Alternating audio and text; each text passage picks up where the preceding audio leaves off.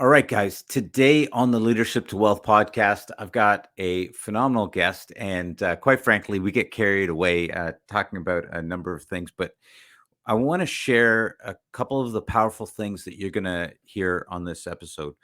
One of them is our guest talks about how to make money when you've got kids and other distractions, how to be able to transition through difficult times, as well as when many of us get stuck on obstacles, how to focus on a solution.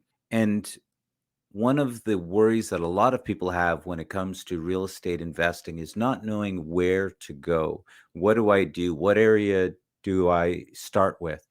And she really talks today about how you can get into an area in real estate, get really good in that area, and then realize the need to shift and go and focus on another area, and the ability to transition from one to the other can be a real powerhouse skill.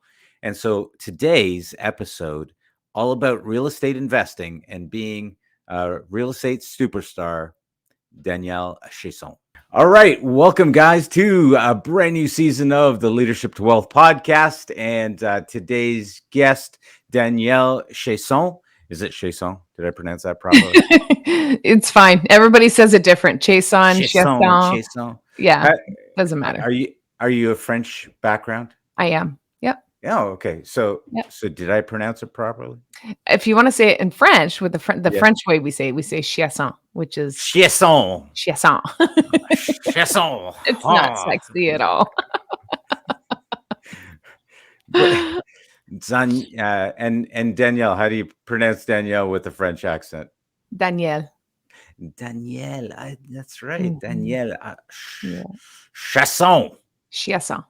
Chiasson. Chiasson. Yeah. Danielle Chiasson. That's pretty good. All right. Neil. That's actually really good. Thank you.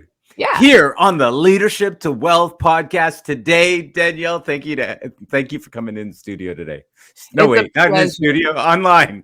Online. We're online, Neil. What is it? That's Monday right. today? Must be Monday. That's right. Is it Monday? No, I think today's Tuesday. I've got It's no Tuesday. excuse, but yeah, I'm glad to have you. I mean, I've been trying to get you onto the show for a while. And in fact, I think this is our first face-to-face even. We've talked on the phones many times. Talked on the phone many times. Yeah. And had some great conversation. Guys, listen up today because we're going to get into some great stuff. Danielle is a wealth of knowledge. And just before you get into a little bit about your background, let me just ask you, how was 2022? Let's close off 2022. How was life business for 2022? Busy. Yeah. Okay. COVID happened. We all thought we were going to be sleeping while COVID was going on. And as you know, Neil, it just got busier than ever for everybody. Now coming towards the end of 2022, as you know, the real estate market slowed down a fair bit with the increase in the interest rates and whatnot. So the government's trying to grind us all to a halt. It's working a little bit. But we pivoted our business and we're offloading the assets that we have now because we want to move into another set of asset class once we get back into realty. And I'm very excited about launching Strategic Success this year. So in the interim, what we're doing is just building out an online program, not a course, but an online program to support real estate investors, which, as you know, I'm very passionate about. Yes. Okay. Well, we're definitely going to have to get into that. Busy for 2022 is great because that's out the door now, and getting strategically focused for 2023. So I love that. let's Strategically focused. That's right. We see how I just fill that in, just slip that in there. It's like, okay. So let me ask you right off, just so we get a little bit of background, the listeners get a little bit of background. You grew up in Quebec. Give us a little bit of background on you. Yeah, so that's a mistake a lot of people make because I am French, but I'm not from Quebec. I'm actually from New Brunswick, which, by the way, happens to be the only bilingual province in Canada. So it is deemed a bilingual province. It's Mhm. the only one, and that's where I grew up in northern New Brunswick, French Yeah. community, and yeah, so I spoke Franglais, which is half French, half English, until I could learn the difference between the two languages. And Yes. then, yeah, ultimately, yeah, so through my 20s, I think I partied through my 20s and don't remember most of it. And then I decided in my 30s to go into real estate. So in 2013, I went all in with real estate education. Wanted to start with flipping, which I did, and I flipped for 5 years and then pivoted at the beginning of COVID into multifamily acquisitions. Bought 47 doors through 21, 22.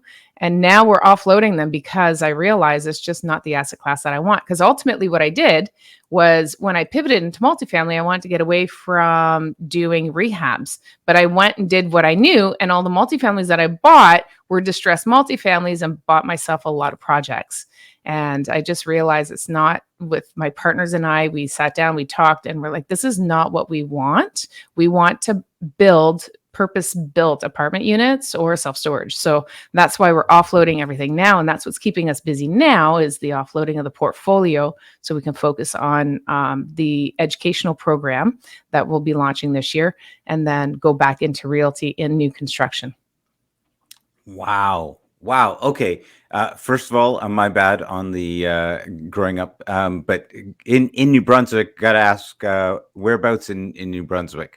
So it's a small fishing village in the Acadian Peninsula on the northeast, the absolute northeast peak of New Brunswick Yeah. called Lamec. Yeah. Nobody knows where it is except me and about 27 other people who live there. Well, as you know, I do private lending, and I've lent money in a lot of places. Northeastern New Brunswick is one of those places, and so I was trying to. Bathurst. You've been to Bathurst, I Yeah, know. yes, Yeah. absolutely, yeah. And there's some other smaller places that I've done. I lived out east, right, and I lived in Nova Scotia. Love the Maritimes. New Brunswick, yeah, not as much to live, only because I was born in the middle of a desert, and the amount of snow that New Brunswick gets doesn't really suit me. But I do love New Brunswick as a whole, and actually own property out there as well. So that's awesome. Okay, Northeast. I'm gonna have to go look that up on a map. So. Yeah, just to be clear, Neil, it doesn't suit me either. So that's why I'm here. There's a lot less snow here. And now I'm contemplating going south now that my kids are getting a little older. So Yes. yeah, I'm with you on that. Totally with you on that. Okay, so you had me when you started saying back in your 20s, and then you started getting in your 30s, and now you're saying you got kids as well, and they're growing up. Two? It sounds like two kids. Two kids. So actually, I have three.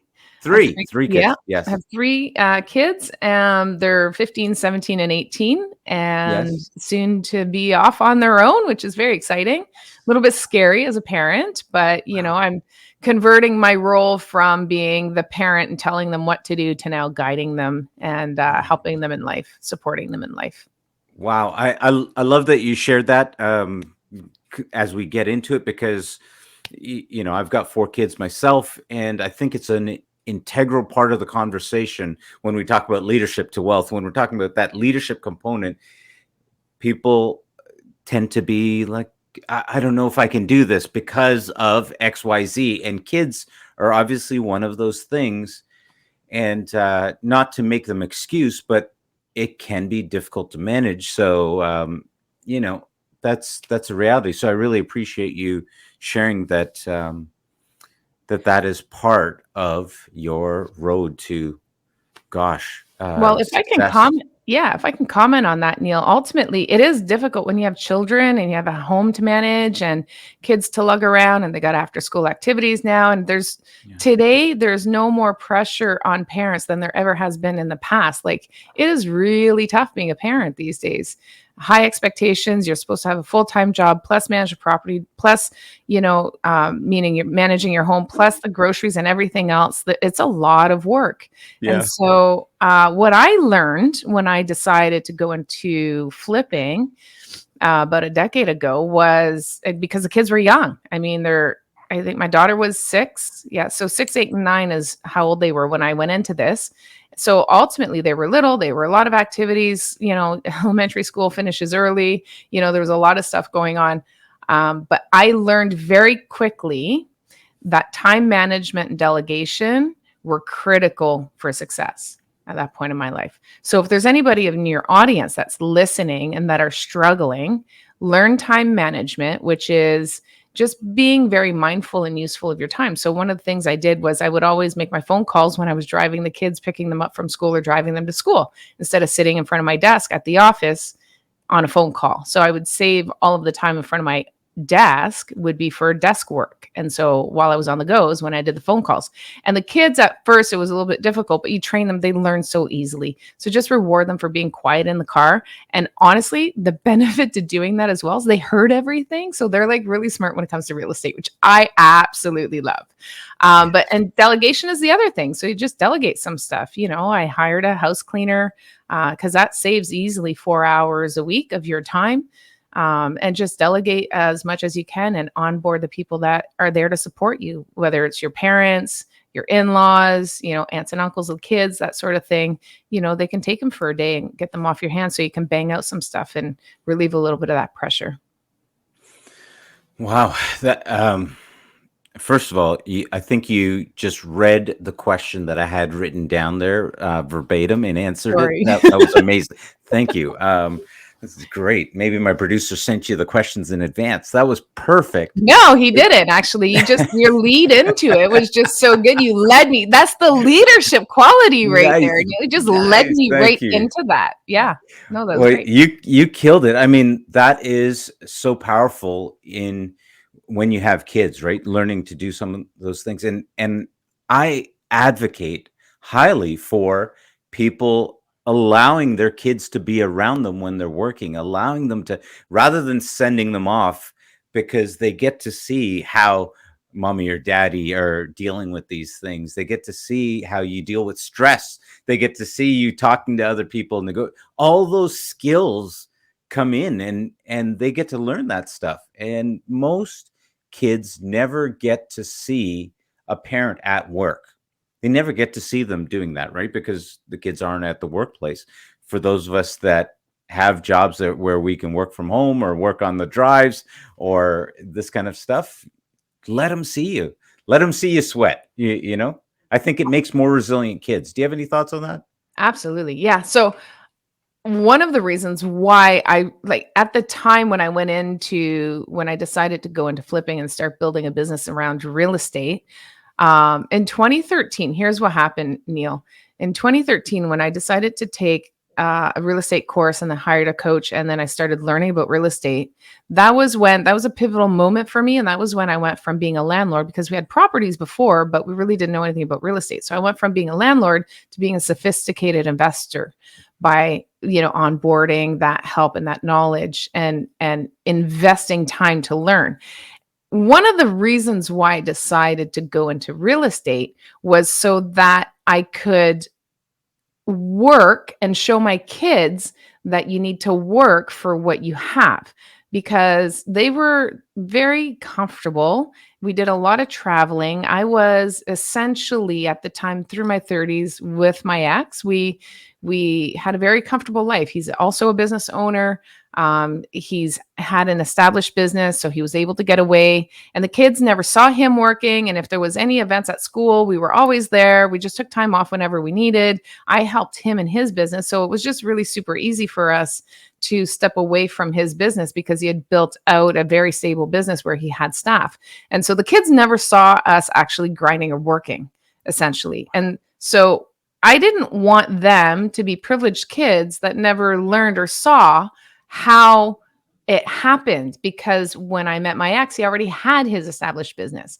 And so they just never saw that. And so that was one of the reasons, and I'm glad you touched on that, because that's one of the reasons why I wanted to build this business. I wanted them to see that you have to work in order to gain in life, in order to get the things that you want in life, right? Otherwise, they're just going to grow up privileged and expect that it's just going to be handed to them. It's going to fall on. They just never saw it. So that was the biggest benefit and driving factor for me doing my own thing with building the real estate business. And essentially, I evolved that into taking them to property walkthroughs. And they've actually swung a hammer at my properties with me when they were really young. Like I'm talking like 11, 10, 11 years old. And, you know, if it was demo days, I was like, okay, grab the kids, let's go. Let's show them what it's all about. So they would just go. And of course, like you have to be mindful that it's not a big demo day because they are little. But I'd have them, like I'd give them a crowbar and this is how you pull off baseboards. Let's pull off some baseboards and have some fun doing that. Right. So just to show them. And they see now, like I work from home and they see me working from home. So they're very, again, because I had trained them in the car with the phone calls, they know like when I'm working at home, if I'm in the middle of something to leave me be, but they see being an entrepreneur, there's that flexibility. If they come knock on the door and they're like, hey mom, can you drive me over here? And I'm not busy, then I'll absolutely do that. And that's just to help them understand what it's like to be an entrepreneur and a business owner and how life and work really is deeply intertwined. It's not for everybody, but I'm hoping anyway. I am an entrepreneur at heart, and so I'm hoping my kids kind of go down that route too. Wow, it's brilliant for starters. And where did you get that to bring the kids in to do all of that stuff to show them where did all that base come from? Well, I come from very humble beginnings, being from a Mhm. very tiny fishing village in New Brunswick. I can tell you stories about, you know, my upbringing and, you know, our toaster. We had a wood oven and my toaster was a folded hanger in half that was sitting on top of the cast iron top of and then you just put the bread on top of the hanger. Like that I was the love it. toaster. Yeah, you know, Yeah. so I don't think I'm that old, but I am old enough that we had a party line. We had a party line with two people. I know. What is a party line for all those millennials? I'm telling you, go Google it right now. What is Call a the cell party phone party line. line? Yep. So, yeah, just having really humble beginnings and knowing that you have to work for what you have. And seeing that my kids were so privileged. I think at that age, they were just starting to like expect things and they didn't understand. And so it was really important for me to make sure that that was conveyed to them. Wow, that's brilliant. Now I've got to ask you, you threw this wrench right in the middle of it. You said while you guys were in the middle of building all of this, building another business and real estate, you and your husband got separated?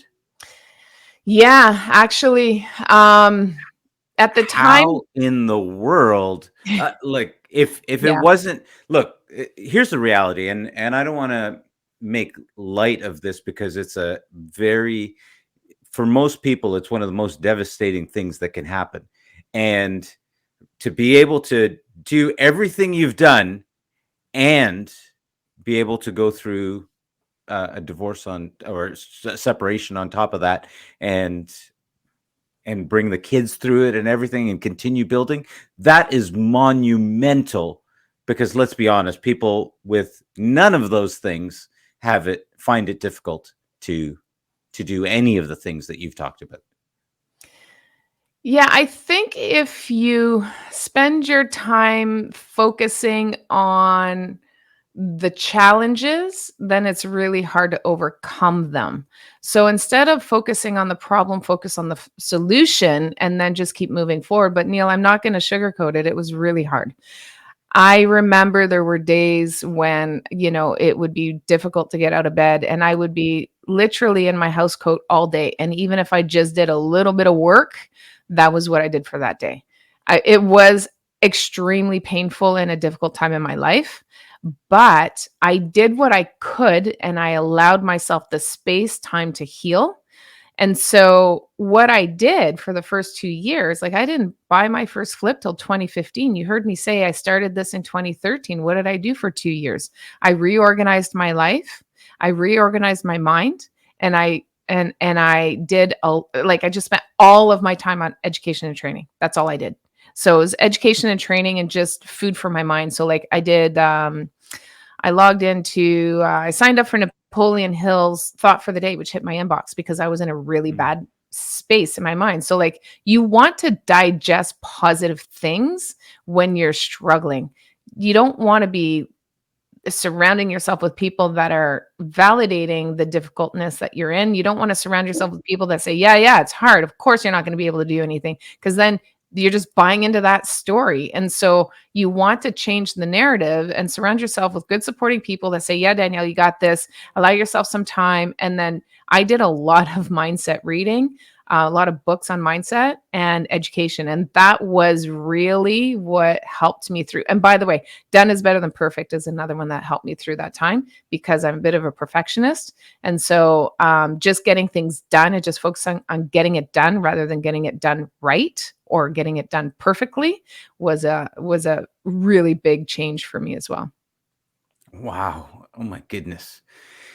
Um, that is with, without getting into the whole emotional side, that's impressive just in and of itself. If nothing else came of it, if forget about the number of properties you've gone on to buy, the number of things you've gone on to do, that is impressive in and of itself, with kids and everything. And if I was wearing a hat, I'd take my hat off to you right now. And for guys, the guys that are listening, that I think that means that she's single, so you can sign up for a course. Sign up for a course if you're looking for a date. If you want to go on a date with her, and but it'll be the best money you ever spend. Oh my. And wait, the course is online. Sorry, guys, you can still sign up for the course. Anyways, okay, so you managed to make it through all of that, and I really appreciate talking about the time management and just, and I really love the focus on getting things done rather than trying to make it perfect, because I think perfection is the what's that, there's a saying like perfection is the devil of Bane of all evil, progress, honestly. It's yeah, terrible. It's yeah. terrible. And Yeah, you want progress over perfection. absolutely, Yeah. absolutely, just incremental. If you can do something every day. It was funny when I first started in my career. I remember one of my mentors saying, oh, you've got to do this amount of work every day. Like you have to do, I think he said like 2 hours. And on the days that I didn't feel like working, I just made sure I got 2 hours of work in when I was dejected and whatever. And I was like, I have to do at least 2 hours. And so I did 2 hours, and he said, you do that for 5 years and you'll be set. And I talked to him 5 years later, and I was like, man, that it worked. That was so amazing. And he said, what worked? I said, well, you said you got to work at least 2 hours every day for, and 5 years later, guaranteed to succeed. He was like, that's not exactly what I said. I said, you've got to do at least 2 hours of marketing every day on top of the rest of your work. I was like, oh, well, there was nothing perfect about it, but clearly on the days that I didn't want to work, just making sure there was something that I did incrementally allowed over a time period for there to be success, right? And I love that you've pointed to that. So let me ask then, what, because I think now that puts a bit of a skew on things, but what in your real estate journey has been one of the most challenging parts to deal with, and how did you get through it? Like projects maybe, or something like that. That's a great question, Neil. What is the most challenging thing? Honestly, it's probably staying organized in the office, like managing the field and managing your admin, because you have the back office and the front end and the back end of your business, right? So the interesting thing is that the office has to support the field, and then the field needs to make sure that they communicate with the back office. And so when I started, it was just me and I had an assistant and I was managing everything. And so, I was working both the field and the back office and having to delegate to her. But when you're not organized, it's hard because you're constantly just saying, okay, do this and do that and can take care of this. And just having, you got 1,000 things going on and trying to organize that and keep on top of it all. That was probably the most challenging. And so one of the things that I did was I bought an Apple. I'm all Apple, by the way. I am in that ecosystem and I'm never leaving. Just saying Yeah. that for everybody else who Yeah. is not an Apple person, I'm sorry. It is my preference. But what I did is I bought You a, had me at hello. right? Well, it's one of those things, very polarizing. You're either Apple or you're Yeah. not. Well, I'm an Apple Yeah. girl. And Yeah. so I got an Apple MacBook for my assistant and then created a login for her, an Apple login. And then that way I can text her any time of the day and it doesn't go to her phone. So then that way when she comes in and she checks in the morning, she checks her messages so that if I'm doing anything at night, if I'm working or if I'm out on the field or I get a phone call from a contractor and something pops up and I need her to do it, I can delegate it right away and not forget about it. So I would just send it in a text. And so that's how we first started doing it. But now we use a program called Airtable. And anything I text to her, so we still kind of use that same system. Anything I text to her, she now pops that as a task in Airtable. And then, so she manages her tasks and everything. I delegate to her that way. And I have access to it too if I need to see it and where she's at. And we take all notes in there. So if it's something that there's a phone call and then there needs to be a follow-up phone call and you can date it and all of that's kind of like reminders. We were using reminders in Apple for a while. Didn't feel that it was working well for us. And then we used another one called AnyDo for a while. Again, that wasn't great for collaboration for two parties using the same one. So we landed on Airtable by my partner's suggestion. So there's all kinds of different ways to organize yourself, but this was one of the main ways. And you can bring more people on your team into that, which I have. Yeah. Wow. So I'm positive most people would have said something in the field would have been the most challenging. It's really interesting to hear about the office because I do think a lot of people are scared about the back office. And I'm curious, what got you or instigated the shift from I'm doing all of this to being able to bring in when did you know I got to bring somebody in and get them to do this?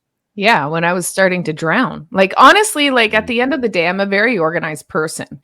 And so it's very critical. And anything that I do that I repeat on a regular basis consistently, what I'll do is create an SOP for it, a system and processes around it, right? So we have to have that so that way I don't, because it takes so much mental bandwidth to remember everything that you need to do to get something done. For example, if you're buying a house, there's a certain checklist of items that you got to go through. So once you have the property under contract, you have to forward the contract, the agreement of purchase and sale to your lawyer. You got to find out about insurance. You got to contact your insurance broker. You got to set up a home inspector. You got to set up an appraiser potentially. You got to reach out to a lender or your mortgage broker. So there's all these things you need to do, but that takes a lot of bandwidth. So I have a whole process built around that. That is just a checklist. But the beauty about having that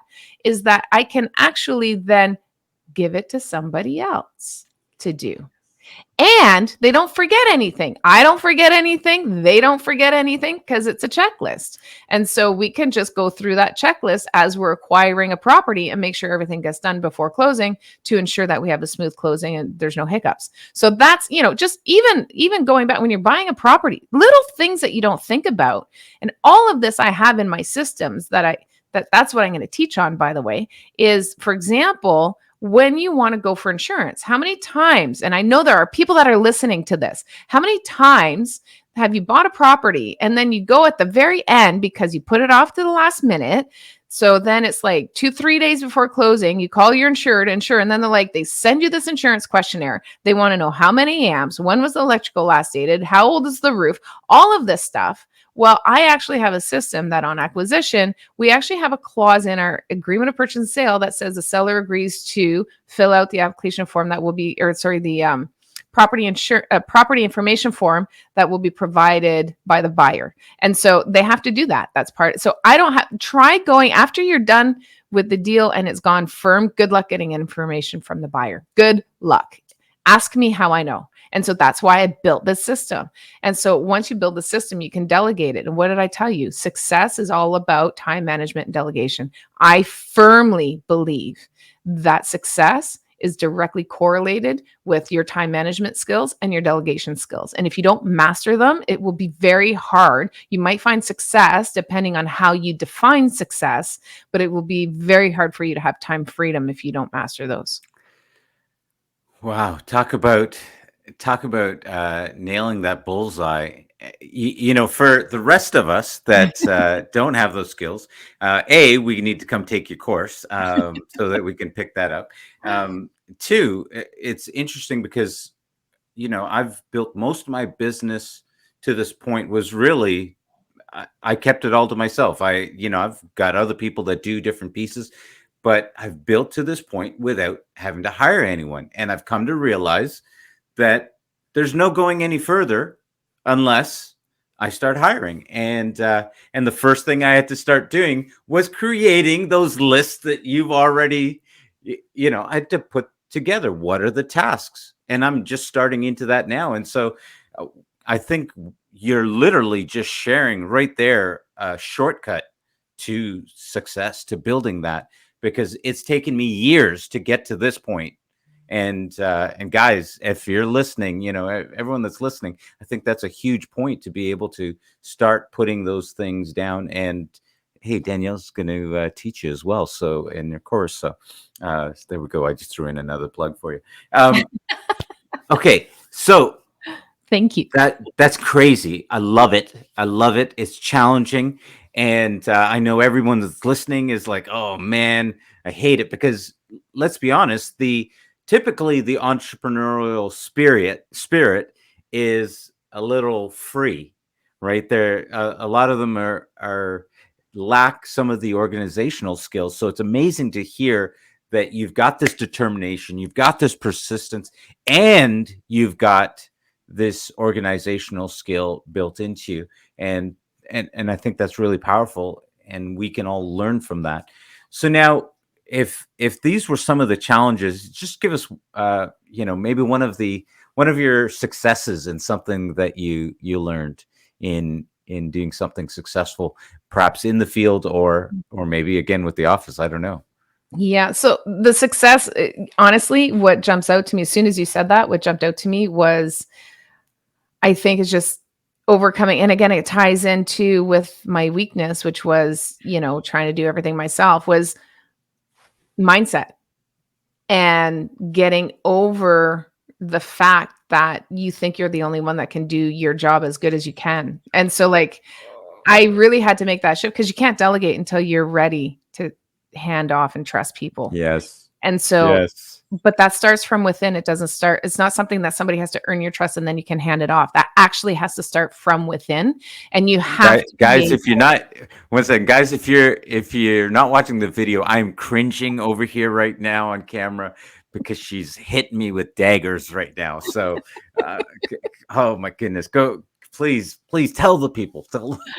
I'm sorry, Neil. I don't mean to hurt you, but No, it is, sometimes sometimes you just need to hear it. And so yes. ultimately, sometimes it's ego and sometimes it's just a lack of trust. So sometimes, and most times actually, I would say it's a combination of both, where there's a little bit of ego and there's a trust issue where you're scared to trust, and fear too, right? You're scared to trust people with your business because you're scared that they're not going to handle the customers the way you would. You're scared they're going to say something that they shouldn't, that is going to put you in a pickle. You're scared that you're going to lose a customer. And so there's all of those elements are going to weigh in and play into factor it's going to be different though for different people, like how much of it is fear and how much of it is ego. That's all going to be changing between different people. But ultimately all of those things happen. And so you have to, one, get over the fear, because here's how I get over the fear, just so you know. And this can help a lot of people in your audience as well. If you're fearful of something, it doesn't matter if you're fearful of it.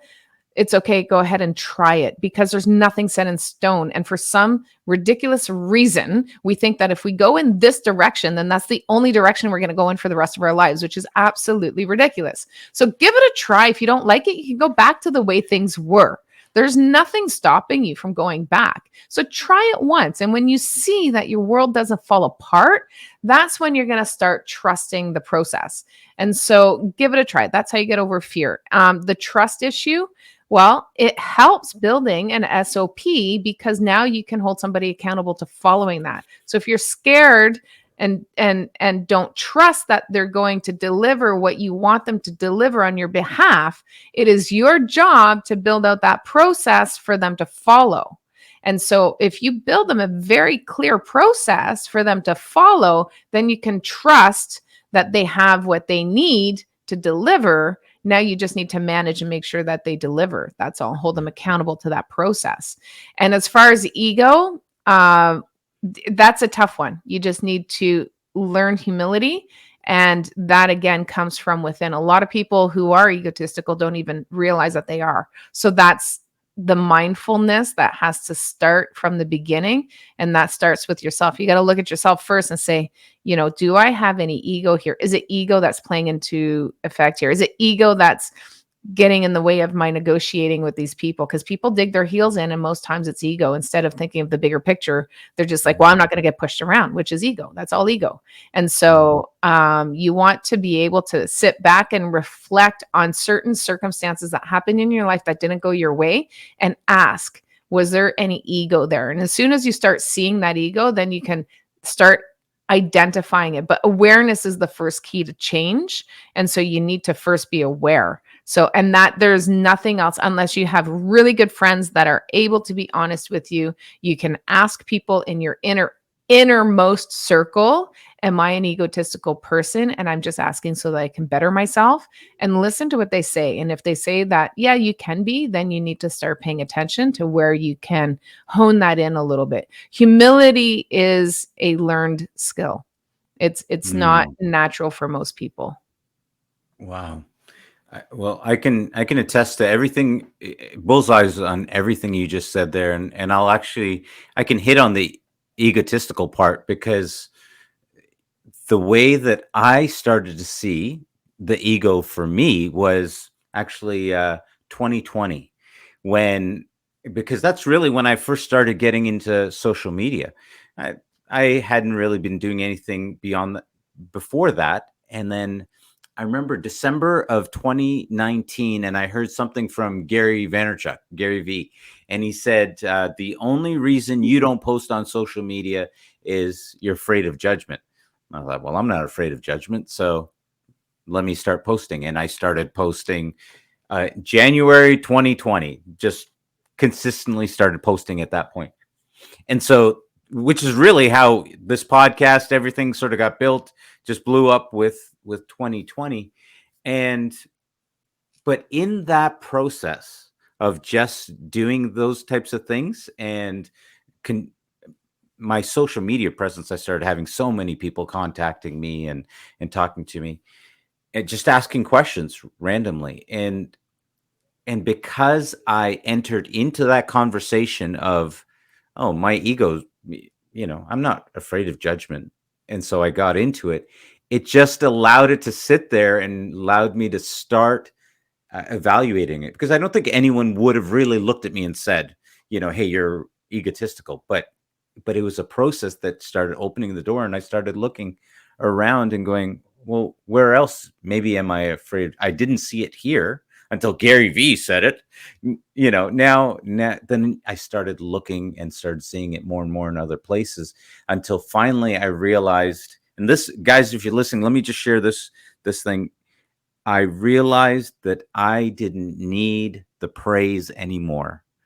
That was the point I got to. I realized I didn't need the praise anymore, and I wanted to make sure that other people started getting the praise. I wanted to make sure, which is even part of the podcast. I love having people on and getting to hear their stories, and because you get to start praising other people and sharing that with other people when you can take the spotlight off of yourself, and that's where you really get to bring in other people, and so I love what you're saying, because you're resonating my last 3 years of my life, so in all of these areas. So very powerful stuff that guys. And do you talk about this stuff in your course as well? So ultimately, the program is going to be the framework for the program we've built out right Yeah, now. just tell us And so, about the program now. Why don't we yeah. talk Oh my about the goodness. program? How long do you have? I'm just Wow. kidding. So I'll give you the short version of it, but ultimately the program will consist of 8 core courses, and the courses are strategies in investing in real estate. So it's going to, that the course tells you the what. Like, so many people go out there and they spend money on a course on multifamily, a course on private lending, a course on this, a course on that, like flipping or whatever, right? RTOs or whatever it is, the strategy that you want to follow, that explains to you the process. Here's the what. This is what you need to do. And that's where people are struggling because they don't know how. And so the beauty about the program is twofold, because we have the course, but that's just kind of like in the middle of the sandwich, but it's on either side that really matters. So on the front end, when you buy into the program, not the course, but the program, you're going to come in and have some time with me. It likely in a group setting, because I'm going to run it probably every 2 weeks, where we have a group setting. Anybody who's enrolled will then have that time with me. I want to touch everybody who's coming into my ecosystem and into my network. And we're going to start with reverse engineering real estate. And that is a 2-day workshop that I essentially started years ago, because as I was speaking on stage and coming off stage, people would come up to me and say, "Hey, Danielle, can I pick your brain? I got this problem, I got that problem." They would explain it. And then I started realizing that the consistent pattern was they were in the wrong strategy based on their situation. So reverse engineering real estate takes you back to start with you, look at yourself and analyze your situation and match you up with the proper strategy to set you up for success. So we'll identify the top 2 strategies. Then you go into the program. You'll have a student dashboard. You go in, you log in, and then pick one of the 2 courses, 2 strategies, learn the process. And if you start with the first one, it's not resonating with you, trash it, start the second one. And then we'll have some support during that process. And then the beautiful part is the other side of the sandwich, where we have supporting content outside of the course. And so the supporting content is going to be things like understanding an APS, an agreement of purchase and sale. So I'll walk you through. This is what an agreement of purchase and sale is. This is what all these clauses are in for, what they mean, and how they protect you. Oh, and here's a Schedule A with some clauses. So if you're buying a single family property, these are clauses that you should consider. If you're buying a multifamily, if you're buying a duplex, a recently renovated property, a property that has a tenant in there, there's different clauses, as you know, Neil, that need to go in to protect you as the buyer, but you have to understand them in order to direct your realtor to put them in, right? And so that's, for one example, one supporting document. How about financing? I've never dealt with a mortgage broker before. So we'll have a module strictly on financing, and that's just going into the weeds. So if you've never really got a mortgage, we'll have one on mortgage financing. So this, and then learn it so that when you go out and you start meeting with mortgage brokers, you can have intelligent questions. You'll be educated, and you won't be 100% there. God knows, no, you won't. But you'll have a really solid base to get you moving forward and make it less scary, give you the confidence, and actually know what these people are talking about when they're saying things and they're not explaining it. Because sadly, a lot of professionals out there are just doing their job, but they don't take the time to explain the why or the how. But it's really important, because those supporting content that we're going to have is going to save you a lot of headache. Like, for example, people go out, like financing, for example, I'll give you that. Okay. So I was flipping for 5 years. At the beginning, I was getting conventional financing, dealt with a broker. He knew I was flipping, put me in a fixed mortgage. What the heck does that mean? Well, I'll have to explain that to you another day. But in a fixed mortgage, when you're selling in 6 months or 9 months, is not where you want to be. That's all I can say on that. And so I didn't know any better. I didn't understand. I didn't know any better. And so these are the things that we're going to share with you up front so that you have a solid understanding and you can avoid these costly mistakes. And that'll actually fast forward your success 100-fold. So Let me just pop in for a quick second. yeah. I want, because 2 things. First of all, when you started talking about the different clauses in the contract and putting that in, guys, if you want to I have to say this, just learning this part is huge, huge, huge. Anyone who's ever read the book Rich Dad Poor Dad from Robert Kiyosaki knows that he says whoever controls the contract controls the money. And so being able to know those pieces is the real sexy part of the whole thing. And secondly, as a mortgage professional, I can tell you that in our own industry, there are people that don't know. You can't know everything about everything.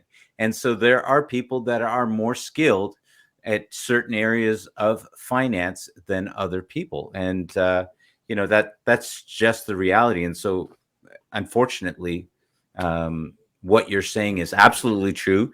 I guarantee you lost money on that deal, thousands of dollars, because of that mortgage agent's mistake, or that mortgage specialist's mistake. But you learned very quickly from that point in time. So Well, powerful stuff that you're already dropping. Yeah. Let me jump in real quick, because you gotta learn to turn a lemon into a lemonade, right? Yes. And so I ended up hanging on a duplex that hung on to its cash flowing property. It's still in my portfolio, and it's not on the chopping block right now. So ultimately, it just made me pivot and find another way. And that's what you want to do as an entrepreneur, right?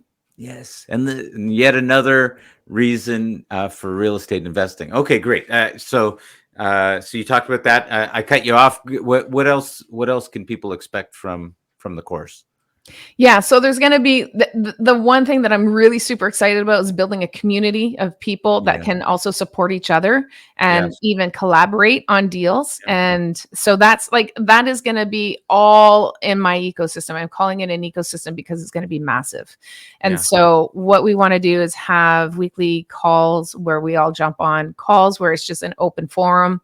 And so, I mean, this is going to be, we're talking like easily 36 months before I have really everything in place. We're at ground zero right now. We're just building the core content, which is the courses. So I'm starting off with building the top 4 courses and then some supporting content with that. Of course, these are going to be, the more traditional stuff like multifamily investing, private lending, the things that are really Hey, how are you getting into private lending without your boy here? Oh my goodness. What is going on? Okay, we're cutting the interview right here. No. Okay. All right. Yeah. So, but that's the beauty of it, Neil. Listen, honestly, you actually are on my list. So with every course and every specific niche that I'm diving in, I will be building a pool in our network of trusted professionals. And actually you are on the list, just so you know. And I can prove it to you after the call if you want to see, but because I've built out the whole framework of it, and you are there. So like these are the benefits of kind of coming into this ecosystem, is really having the support and the knowledge and the wealth of people within it. Just happy because I am an abundance mindset person, and I strongly believe that together we're better. Together we're better. And so I just think if we find a whole, build this beautiful ecosystem of people that just want to elevate each other and help each other on the journey, because, there's just really no grander reward than helping others and being a part of their journey. So that's ultimately my goal. Well, one of Danielle, sorry to interrupt, just to let you know we're at the 5-minute mark, okay? Perfect. Thank you. So I do want to point out there that, and anyone that's getting involved or is interested, there is a beauty in getting in early, especially when you just talked about you're going to be building this structure. There is power in being in there early and being a part of building this alongside Danielle. Because all of those different pieces, people are going to be able to be a part of as you continue to build out this whole ecosystem, as you called it. And so, guys, again, I don't know, I don't even know what you're going to be teaching in its entirety, how it's going to be, but I know from our conversations that it's going to be powerful. And I can put my seal of approval on that, even without seeing it fully. And I might have to get you to sign a disclosure afterwards or something. So just make sure I don't get in trouble. But that's awesome. And okay, so we know what you're doing, where you're working there. So let me just ask you, just to kind of round out, what do you see is the biggest issue for people going into 2023, in terms of, and I'll just leave that open, because I've now heard how you're addressing perhaps what you see that people need, but what is it that you're seeing that they need? Just spell it out for people. Oh, there's a lot of what I think people could use to support their businesses and what they want to do. But honestly, it really starts with finding the clarity of what direction they want to go in, especially for people who are just starting out. Now, if you're already in real estate, and I'm part of several masterminds, and even people that have been in it for 3-4 years are still trying to find their feet and figure out what's their thing, what's their niche. And so whether you're just starting out, I call it the real estate fog. If you're just starting out, you did some course, you went to some RIA events, and you're like, oh my God, I want to do this, want to do that, want to do this, want to do that. But how do I, you're in a fog. It's just, there's so much out there. Just keep walking through the fog and it will lift over time. I promise you. But what can you do in order to have that happen a little bit quicker, so that you do find your feet? One of the biggest mistakes I think people make is that they go into real estate, but they want to do everything.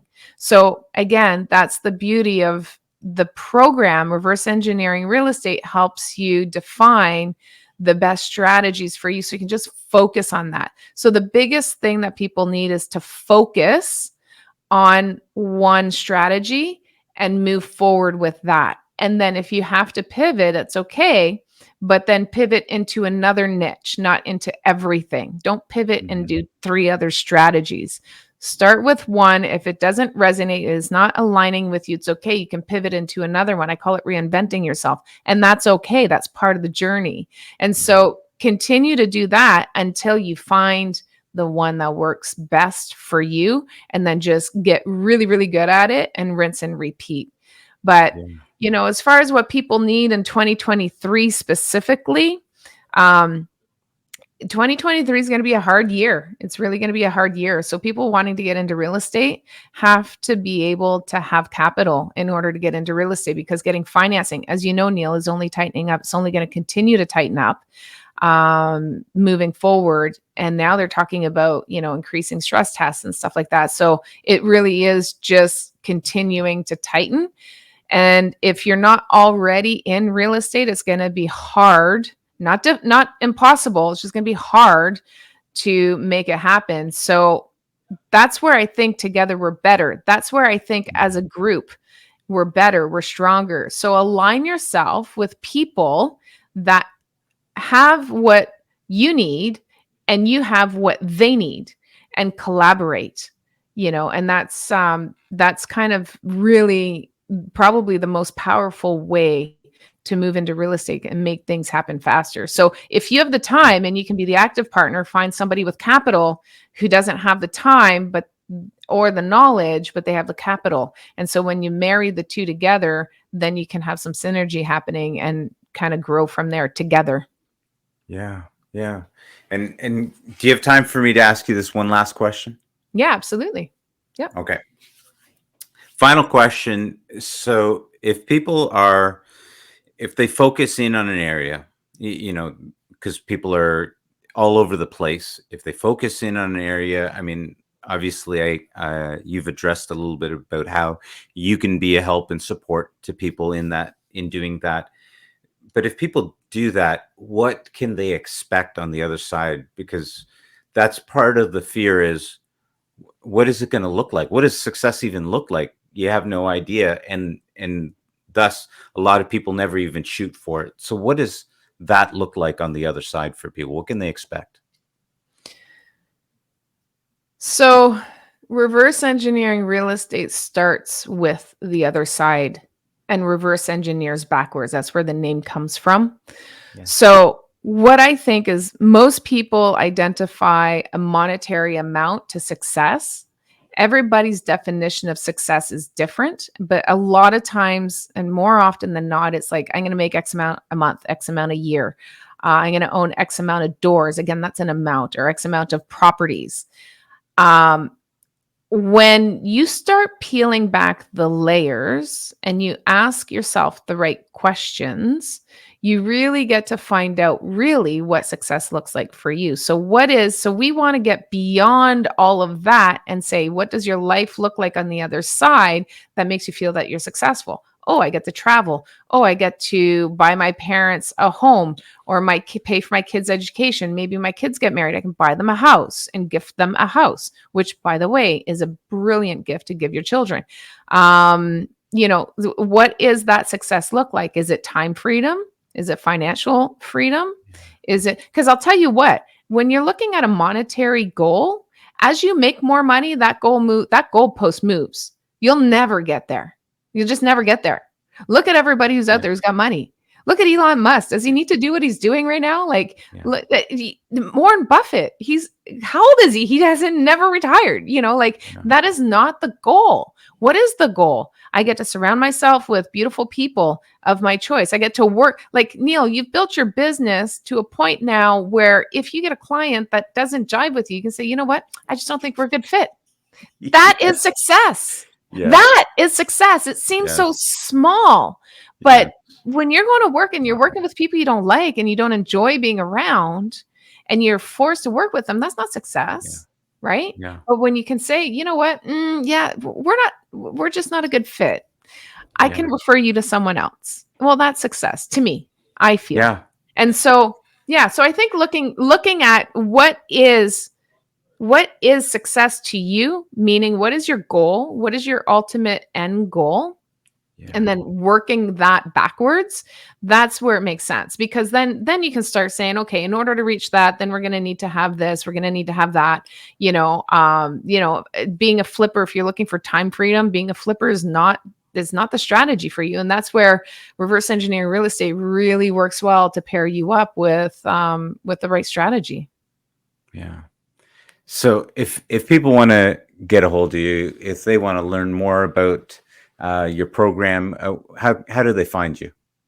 Yeah, the best way is to contact me through my socials. So you can go to Facebook. It's Facebook.com/Danielle Chiasson, or Instagram is /Danielle.Chiasson. And it'll be so if you guys are listening to the audio and not the video, Neil is actually pointing below, so I'm assuming that's going to be in the show notes, so you can check them out in the show notes. Neil, make sure that all the links are there. And as we build strategic success, which we're working on the website now to get all the content and stuff up, of course you can go there always. Love it. Yeah, guys, we'll put all the links below, and definitely check out Danielle. Check out those links. She's a lot of fun. She's I just warning you, she can be hard. She's going to tell you straight, and if you don't like someone telling you straight, well, maybe there is someone else that we could recommend you to, but you're going to learn for sure. I can vouch for that. So Danielle, thank you so much for coming on. Thank you for sharing all of this wisdom with us. I really appreciate it. I love it. I know that anyone that jumps on board is going to they're just going to have to get ready for the ride of life. And I thank you for sharing all of your wisdom and experience with us today. I can definitely say it's going to be life-changing for many, many, many people, and I'm looking forward to that. Thank you so much for having me on the show, Neil. It has been an absolute pleasure. As always, I really enjoy the conversations that we have together. Love it. Thank you. All right, guys, that's it. We'll see you soon on the Leadership to Wealth podcast.